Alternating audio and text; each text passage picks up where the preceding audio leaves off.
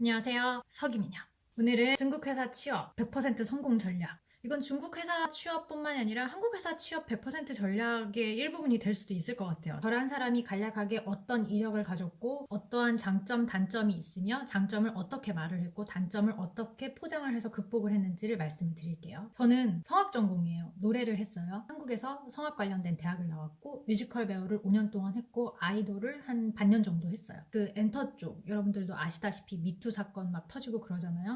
그런 상황을 직접 몸소 겪었어요. 어떻게 하면 너를 띄워주겠다. 이쪽 바닥에서 그런 것들을 감내해 가면서까지 일을 하고 싶다라는 생각은 없었기 때문에 안 했어요. 근데 나왔는데 뭐 하면서 먹고 살아야 될지 모르겠는 거예요. 막막하잖아요. 그러던 와중에 공부를 해야 될까 뭐 이런 생각을 하고 있던 찰나에 우연찮게 중국 유학을 가보면 어떻겠느냐라는 제의를 받았고 가자. 언어 하나 배우면 좋지 않을까? 라는 막연한 생각으로 솔직히 중국을 갔어요. 그러니까 저는 기존에 취업을 준비하고 있었던 한국의 그 많은 대학생들이 하고 있는 것들에 대한 준비가 아무것도 되어 있지 않은 상태로 중국을 간 거죠. 제가 중국에 유학을 가기 전에 하나 가지고 있었던 건 그냥 토익 910점짜리 점수 정도 하나 있었어요. 그 중국 유학을 갈까 말까 아직 고민을 하던 시기에 저는 토익을 준비를 했었거든요. 그때 이제 언어 공부를 하면서 언어 공부하는 게 좀 재밌다. 물론 토익이라는 게 참다운 언어 공부를 하는 건 아니지만 그래도 뭔가 외국어를 이렇게 열심히 공부해보는 게 좀 재밌는 일이 될 수 있겠구나 라는 생각을 가지고 있었고 그래서 저는 어떠한 뭐 커말이라든지 기초적으로 따는 자격증들 있잖아요. 마음의 위안을 줄 수 있는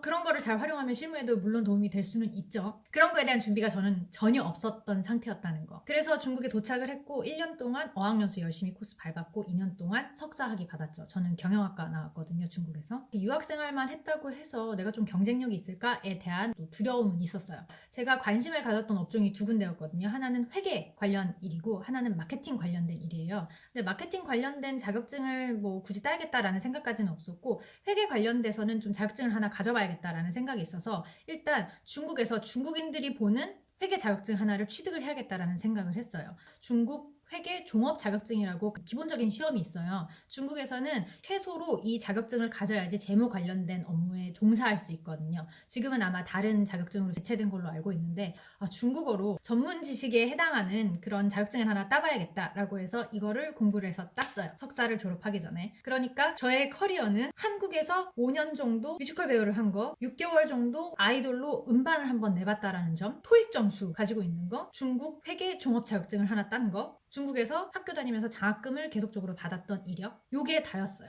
아니 그딴 게 뭐 지금 중국에서 노래하려는 일을 하는 것도 아니고 전혀 상관도 없는 이력들만 가졌구만 이라고도 볼 수 있는 그런 상황이죠. 게다가 제가 학교를 졸업했을 당시에 제 나이를 보자면 34살에 어떠한 회사에 들어가서 일을 해본 경력이 아무것도 없는 그런데 마케팅이든 회계회사든 뭔가 신입사원으로 일을 하고 싶대요. 뽑아주겠어요? 뽑힐 확률이 거의 없죠? 근데 저는 중국에 있는 한국계 회계회사 있거든요. 그 회사에 들어가서 면접에 성공했어요. 8개월 정도 다녔어요. 그리고 중국 광고 마케팅 회사가 있거든요. 그 회사에 또 입사를 해서 2년 정도 회사를 다녔어요. 자, 그럼 연이어서 두 번째 말씀을 드릴게요. 제가 어떻게 이 회사의 취업을 다 성공적으로 하게 됐는가? 물론 회사의 문턱이 좀 낮았던 거 아니냐. 더 까다로운 기준을 들이대는 회사라면 떨어졌을 수도 있지 않는 거 아니냐. 그럴 수도 있죠. 그런데 제가 성공적으로 그 회사에 취업을 할 수 있었던 그 면접 팁이라든지 이런 거는 회사의 문턱이 높건 낮건 간에 다 공통적으로 적용할 수 있는 부분인 것 같아요. 제가 어떻게 대처를 했는지에 대해서 말씀을 드려볼게요. 결과적으로 포장이에요. 이력서와 면접 과정은 자기 표현이고요. 자기 포장이고요. 일종의 광고 마케팅이에요. 그 짧은 시간 안에 이력서 종이 쪼가리 몇 장 안에 어떻게 자기 자신을 잘 포장을 하고 면접 과정 중에 어떻게 내 자신을 잘 드러내는가 저는 이게 면접의 어떤 핵심 포인트라고 생각을 하거든요. 대신 자기 포장을 할 때는 아주 촘촘하고 꼼꼼한 논리로서 정말 먹혀 들어갈 만한 그런 자기 포장을 해야겠죠. 그리고 회사가 가장 좋아하는 말들이 뭔지 아세요? 오래 다닐 거예요. 그 말을 가장 좋아합니다. 자기 포장을 성공적으로 하는 자, 그 자기 포장을 아주 꼼꼼하게 촘촘한 논리로 잘 말을 할 수 있는 사람, 그리고 최소한의 정성스러운 준비, 그리고 오래 다닐 거예요.